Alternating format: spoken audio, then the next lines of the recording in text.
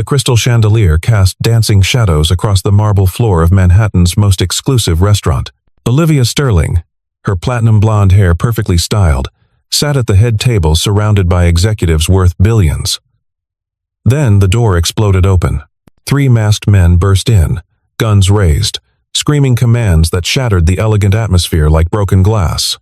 Chaos erupted instantly, but in the corner, a weathered man in a simple flannel shirt pulled his young daughter behind him, his eyes completely calm, watching everything with the stillness of a predator studying prey. Michael Harris had never intended to be at Le Bernardin that evening. The 36-year-old mechanic had saved for 3 months to bring his daughter Sophia here for her 7th birthday. His calloused hands looked out of place against the pristine white tablecloth, his sun-weathered face a stark contrast to the polished crowd around him. But Sophia had begged to eat where the rich people ate. Just once. To feel like a princess. So Michael had worn his only decent shirt, the blue flannel his late wife Sarah had bought him 5 years ago, and brought his little girl to this world that wasn't theirs. Across the room, Olivia Sterling commanded attention without trying. At 34, she'd built a tech empire worth $3 billion. Her ice blue eyes could freeze a boardroom. Her sharp mind could dissect a business plan in seconds. She wore a black Chanel dress that cost more than most people's cars. Diamond earrings that caught the light with every movement. She believed in power, in control, in the simple truth that money solved everything. Weakness disgusted her. The poor were poor because they lacked ambition. That was the natural order. She was discussing a hostile takeover with her CFO when she first noticed the man in flannel. He seemed so utterly out of place, like a wolf who'd wandered into a palace. His daughter wore a simple yellow dress from Target, her brown curls tied with a ribbon that had seen better days. They were sharing a single appetizer, the girl's eyes wide with wonder at the fancy presentation. Olivia had almost laughed at the sight. How quaint, she'd thought. How terribly ordinary. She'd turned back to her conversation, dismissing them from her mind. But fate had other plans. The universe was about to teach Olivia Sterling that true strength had nothing to do with bank accounts. That real power came from places money could never reach, and the teacher would be a single father who'd seen hell and learned to walk through it without flinching. The first gunshot shattered the evening like thunder. The bullet punched through the ceiling, sending plaster raining down on screaming diners. The 3 men moved with practiced precision, one covering the door, another sweeping toward the kitchen, the third advancing on the main dining room. They wore black ski masks, military-style boots, moved like they'd done this before. The leader, a mountain of a man with prison tattoos visible on his neck, grabbed a waiter by the throat and threw him against the wall. Tables overturned as people scrambled for cover. A woman's designer heel snapped as she tried to run. The air filled with the sharp smell of fear and spilled wine. Olivia's bodyguard reached for his weapon, but froze when a gun pressed against his temple. The robbers weren't here for wallets and watches. They wanted the real prize, the high-value targets who could make them rich with a single wire transfer. The leader's eyes swept the room and locked onto Olivia. Everyone knew who she was. Her face had been on magazine covers, her billion-dollar deals splashed across financial newspapers. In the corner, Michael hadn't moved. While others dove under tables or pressed themselves against walls, he'd simply shifted his chair, positioning his body between the gunman and Sophia. His breathing remained steady, his pulse controlled. 7 years as a Navy SEAL had taught him that panic was death. His daughter pressed against his back, her small hands gripping his shirt. He could feel her trembling, heard her whispered whimper. But he didn't comfort her, didn't turn around. Any movement might draw attention. Better to be invisible, forgotten, overlooked. The leader started barking orders, demanding phones, wallets, jewelry. His partners moved through the room like sharks, stuffing valuables into duffel bags. But Michael could see it in their movements, the nervousness beneath the aggression. These weren't professionals. They were desperate men making desperate choices. That made them more dangerous. Desperate men did stupid things. One of the robbers, younger than the others, maybe 25, reached Olivia's table. His hand shook slightly as he pointed his weapon at her CFO. The man immediately surrendered his Rolex, his wallet, his phone. But the robber wanted more. He grabbed Olivia's wrist, his fingers digging into her skin. Her bodyguard tensed, but couldn't move, with a gun still pressed to his head. For the first time in her adult life, Olivia Sterling felt completely powerless. The sensation was foreign, terrifying. She'd built walls of money and influence. But here, now, none of it mattered. The young robber yanked Olivia to her feet, her designer heels scraping against the marble. He pressed the gun against her ribs, using her as a human shield as he backed toward the leader. The metal was cold through the thin fabric of her dress. She could smell his sweat, sour with adrenaline and fear. The leader smiled when he saw her, gold teeth glinting in the chandelier light. He knew exactly who she was, what she was worth. This wasn't random. They'd been watching, waiting for the right moment. Olivia Sterling, the untouchable CEO, was about to become a bargaining chip. Her legs trembled, but she forced herself to stand straight. She wouldn't give them the satisfaction of seeing her afraid. The leader approached, his heavy boots echoing in the sudden silence. He reached out and grabbed her chin, forcing her to look at him. His breath reeked of cigarettes and cheap whiskey. Behind his mask, she could see eyes that had given up on redemption long ago. He started talking, his voice loud enough for everyone to hear. About how the rich got richer, while honest people starved. About how women like her stepped on the backs of the working class. About how tonight, the tables would turn. Each word dripped with years of accumulated rage. Olivia wanted to argue, to explain that she'd earned every dollar through intelligence and hard work. But the gun against her ribs kept her silent. From his corner, Michael watched the scene unfold. The leader was grandstanding, getting drunk on his moment of power. Classic mistake. The more he talked, the more distracted he became. His partners were getting nervous, glancing toward the doors, checking their watches. They'd been inside too long. Someone had surely called the police by now. Sirens would come soon. Time was running out. That's when the leader made his crucial error. He dragged Olivia toward the center of the room, wanting everyone to see his prize. It brought him within 10 feet of Michael's table. For a split second, their eyes met, the CEO and the mechanic. In her gaze, Michael saw terror barely held in check. In his, she saw something she couldn't quite understand. A stillness that seemed almost supernatural, like looking into the eye of a hurricane. The leader noticed the exchange and turned toward Michael. He saw the flannel shirt, the calloused hands, the little girl hiding behind her father. His lips curled into a cruel smile. Here was another opportunity to make a point. The working man and his daughter, the billionaire and her empire. Perfect symbols for his twisted lesson. The leader shoved Olivia aside and stalked toward Michael's table. His weapon swinging carelessly, he started mocking the mechanic's cheap clothes, his obvious poverty. The pathetic attempt to give his daughter a fancy birthday dinner. The words were meant to humiliate, to break whatever dignity the man had left.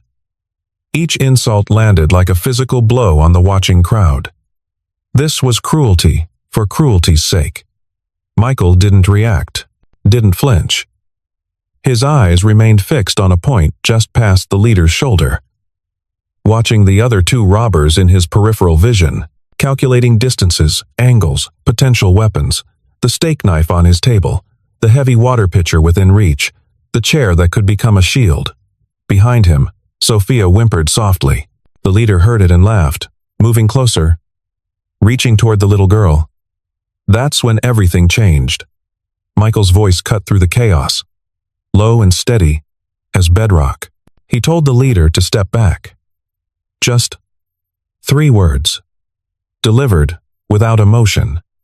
But something in the tone made everyone freeze. It wasn't a plea or a threat. It was a simple statement of fact, like announcing that gravity exists. The leader stopped mid-reach, confused by the lack of fear in the mechanic's voice. He'd terrorized dozens of people tonight, watched grown men cry and powerful women beg. But this nobody in flannel was talking to him like he was a misbehaving child. The insult to his authority couldn't stand. He swung the gun toward Michael's face, finger tensing on the trigger. The entire restaurant held its breath. Olivia found herself silently praying for the first time since childhood. But Michael still didn't move. He simply shifted his weight slightly, subtly positioning himself to shield Sophia completely. His eyes never left the leader's mask. When he spoke again, his voice carried the weight of someone who'd faced real monsters and survived. He told the leader he had two choices: walk away now, or things would get complicated. The words hung in the air like a prophecy. The leader's hand trembled slightly.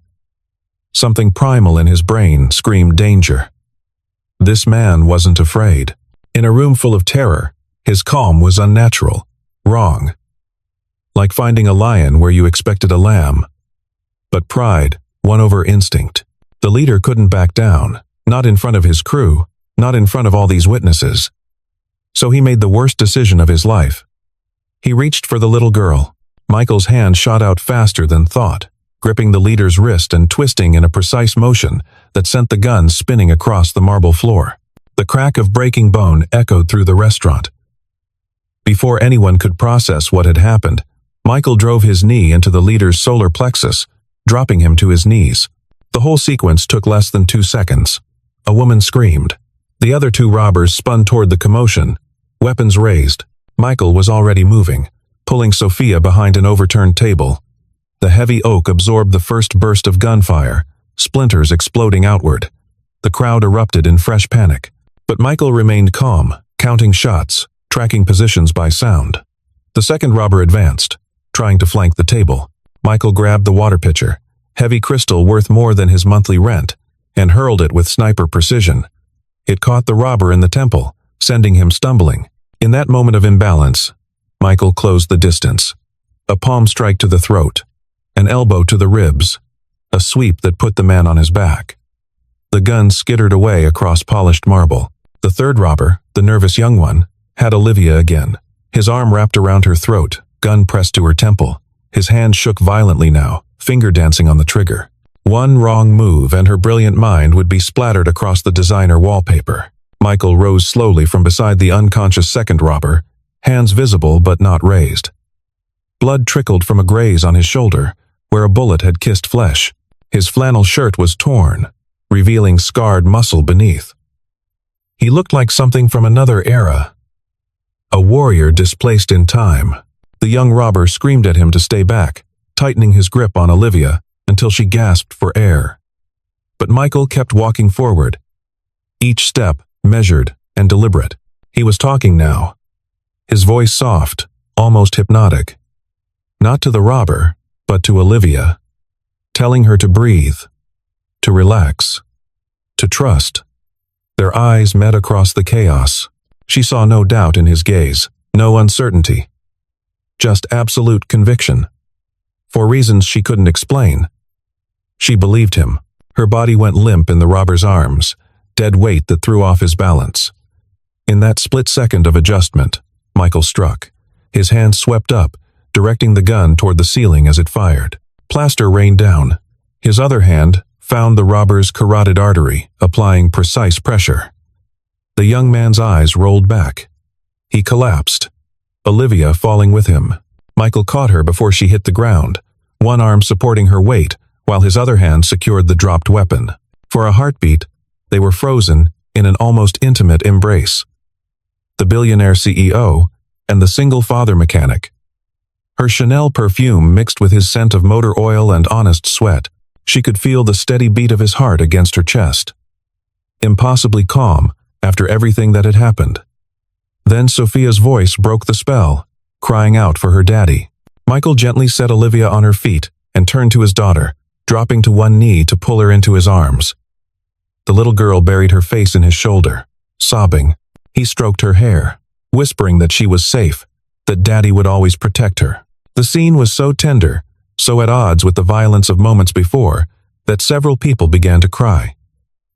Sirens wailed outside, growing closer. The leader of the robbers groaned, trying to crawl toward his fallen weapon with his broken wrist. Michael simply stepped on the gun, grinding it into the marble with his worn work boot. He looked down at the man who'd threatened his daughter, and for the first time, emotion flickered across his face. Not anger, but disappointment. Like a teacher looking at a student who'd thrown away their potential, the police burst through the doors in a tsunami of noise and movement. Commands were shouted. Weapons were drawn. Chaos threatened to erupt again. But Michael simply raised his hands slowly, identifying himself and the robbers with military precision. Within minutes, the 3 criminals were in custody, the wounded receiving medical attention before being hauled away. A detective approached Michael, notebook ready, but before questions could be asked, Olivia Sterling stepped forward.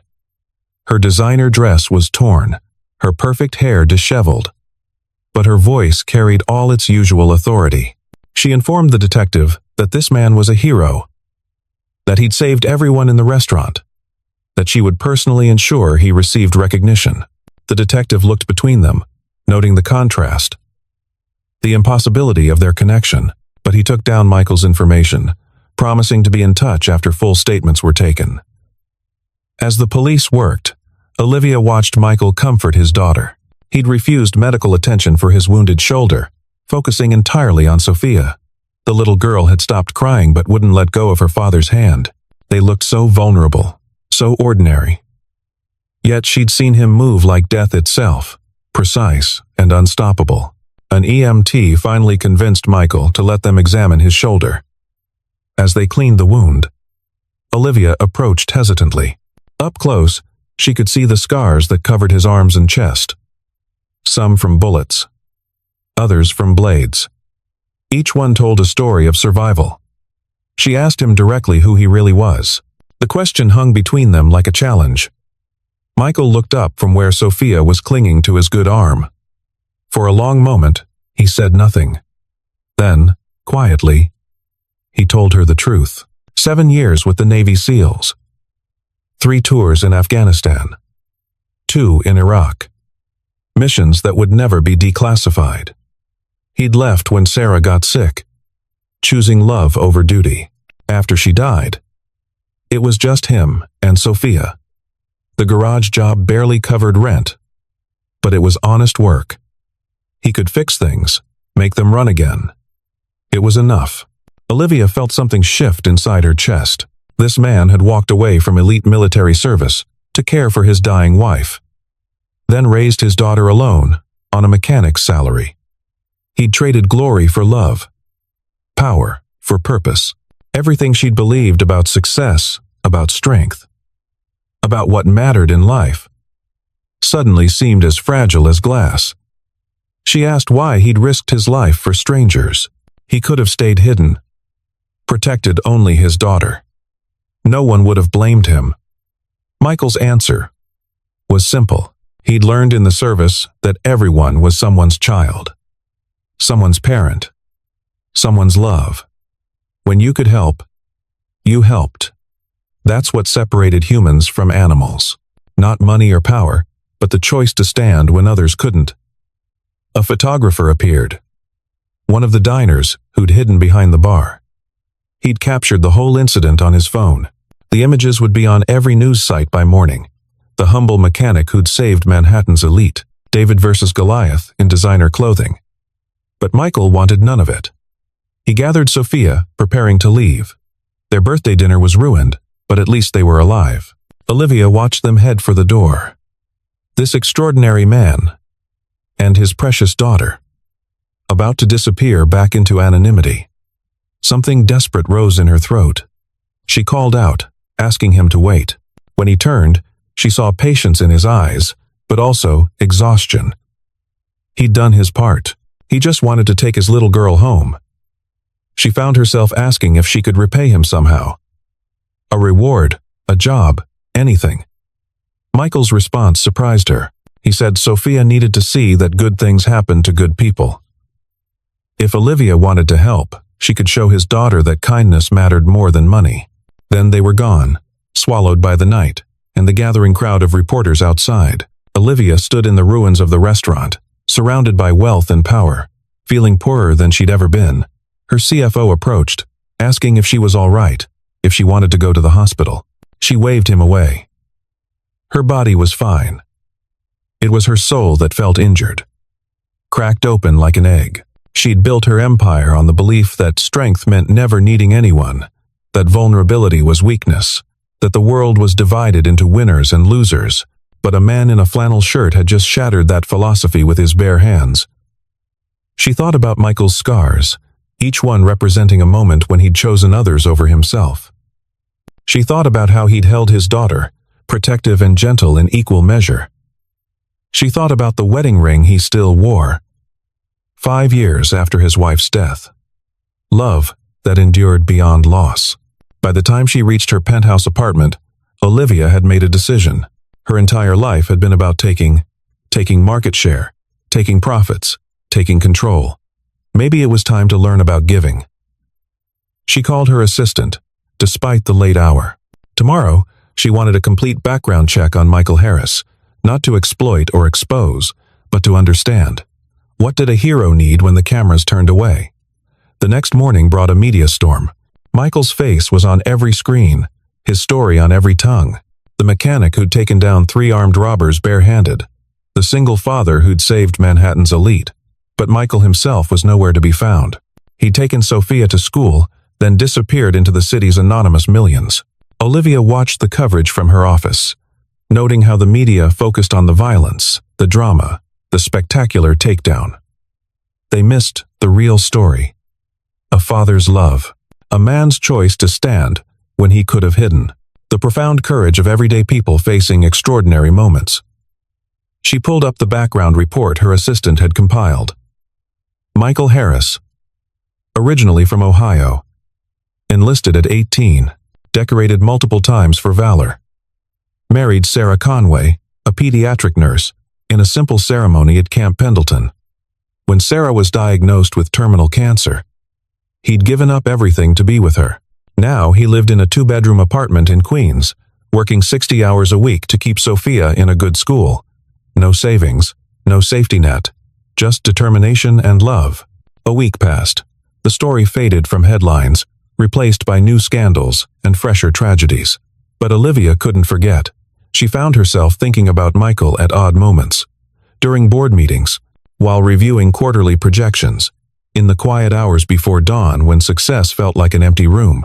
Finally, she sent a message through the detective, an invitation, not a summons. She wanted to thank him properly, in front of her entire company, to show her employees what real courage looked like.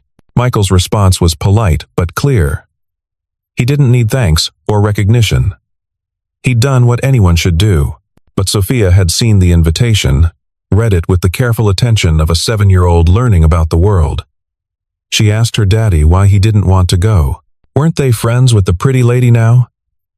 Michael couldn't explain to his daughter that their worlds were too different, that people like them didn't mix with people like Olivia Sterling.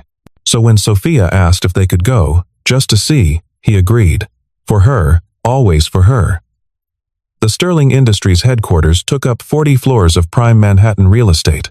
When Michael and Sophia arrived, wearing their best clothes that still looked shabby in the marble lobby, security didn't want to let them in. It took Olivia herself coming down to clear the confusion. She led them to the executive floor, where hundreds of employees had gathered. Michael was uncomfortable with the attention, but Sophia's eyes were wide with wonder. She held her father's hand tightly, whispering that it looked like a palace. Olivia stood before her empire and told them about courage. Not the courage to make deals or take risks with money, but the courage to act, when action could cost everything. She introduced Michael not as a hero, but as a reminder that strength wasn't about what you could take, but what you were willing to give. That true power came from protecting those who couldn't protect themselves. The applause was thunderous. Michael endured it with military stoicism, but Sophia beamed, proud of her daddy. After the presentation, Olivia asked them to her office. She had something to show them. The view from the top floor stretched across Manhattan, a kingdom of glass and steel. But what caught Sophia's attention was the small table, set with hot chocolate and cookies. Real cookies, not the fancy ones from expensive bakeries, but chocolate chip cookies like her mommy used to make. As Sophia explored the office, marveling at everything, Olivia and Michael talked. She told him about the scholarship fund she was creating in Sophia's name, full rides to any school for children of single parents. She told him about the job offer Not charity, but genuine need. Her company needed someone who could fix problems, who could see through complexity to simple solutions. Someone who understood that the most valuable things couldn't be bought. Michael listened without interrupting. When she finished, he asked a simple question. Why? Why did it matter to her what happened to him and Sophia? Olivia's answer surprised them both with its honesty, because he'd shown her something she'd lost. The understanding that money was just paper, that power was an illusion, that the only thing that truly mattered was how we treated each other when the masks came off and the guns were drawn. She'd spent 34 years building walls. Maybe it was time to build bridges instead. Michael was quiet for a long moment, watching his daughter trace her fingers along the window, drawing invisible pictures on the glass. Then he told Olivia something that would stay with her forever. He said that during his time in service, he'd learned that there were two types of people: those who ran toward danger to help others, and those who ran away to save themselves. The choice defined not just moments, but entire lives. She'd proven which type she was when she offered to help without expecting anything in return. As they prepared to leave, Sophia ran to Olivia and hugged her around the waist, thanking her for the cookies and the scholarship. The embrace was unexpected, genuine. The simple gratitude of a child who'd learned that kindness could come from unexpected places.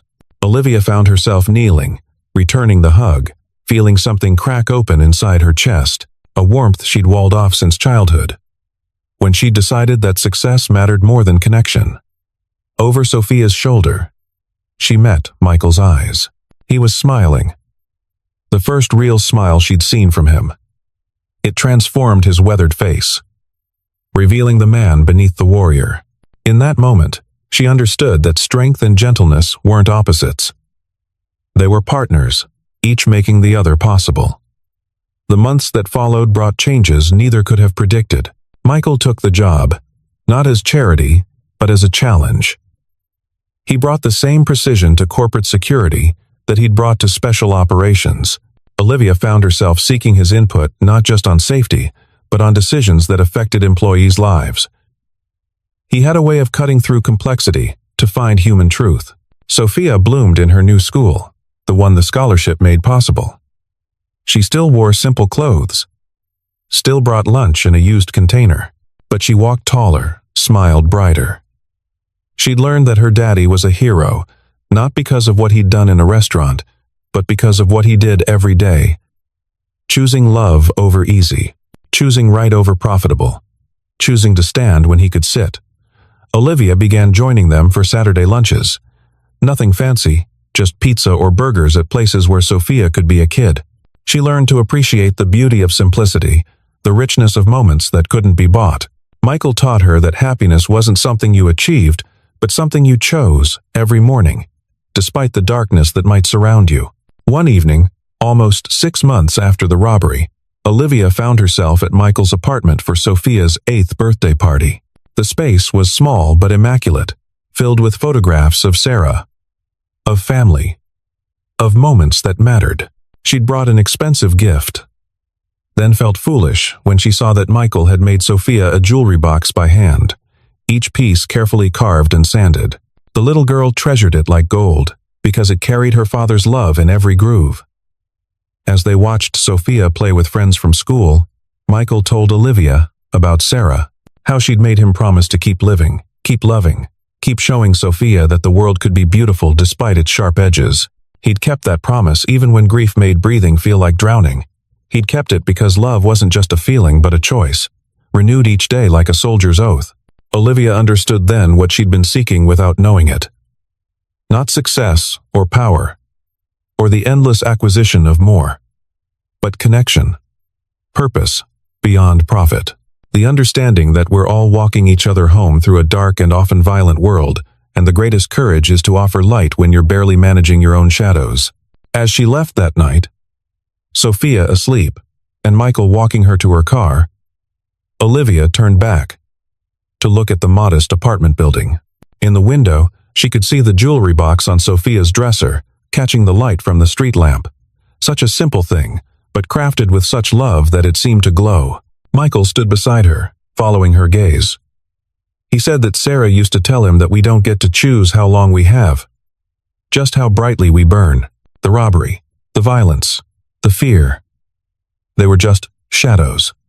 What mattered was the light people chose to cast despite them. Olivia thought about her empire, her billions, her influence. For the first time, she saw them not as achievements but as tools. Tools she could use to cast more light, to help more single fathers and daughters reaching for dreams beyond their circumstances. The robbery had been a moment of darkness that revealed unexpected stars. Looking back, she couldn't regret it, because it had taught her the most valuable lesson of her life. True power wasn't about what you could take, or control, or dominate. It was about what you could give, who you could lift, what light you could offer to others, navigating their own shadows. As her car pulled away, she saw Michael in the rearview mirror, standing guard until she was safely gone. Still protecting, still serving, still choosing love over easy. She'd once thought him ordinary, a nobody in flannel who didn't belong in her world. Now she understood that he was extraordinary precisely because he chose to be ordinary, to live simply, to value love over gold. The city lights blurred past her window as tears she hadn't expected rolled down her cheeks, not tears of sadness but of gratitude. For Michael, who'd shown her that heroes wore flannel and drove used trucks. For Sophia, who'd taught her that joy didn't require wealth. For Sarah, whose memory lived on in every choice her husband made to keep being good in a world that rewarded otherwise. And for that moment in a restaurant when violence had revealed virtue, when chaos had uncovered character. When a single father's courage had changed not just an evening but entire lives. The robbery had ended. The fear had faded. The headlines had moved on. But the light Michael Harris had shown that night continued to burn, spreading from person to person, choice to choice, one act of courage creating ripples of kindness that would travel farther than any of them could imagine. In the end, Olivia Sterling learned that we're all just people trying to protect what we love, trying to be brave when we're terrified, trying to choose light when darkness feels easier. And sometimes, if we're very lucky, we meet someone who shows us that we're capable of more than we ever imagined. Someone who teaches us that true wealth isn't measured in dollars, but in the moments we stand up, step forward, and choose to be the light someone else needs to find their way home.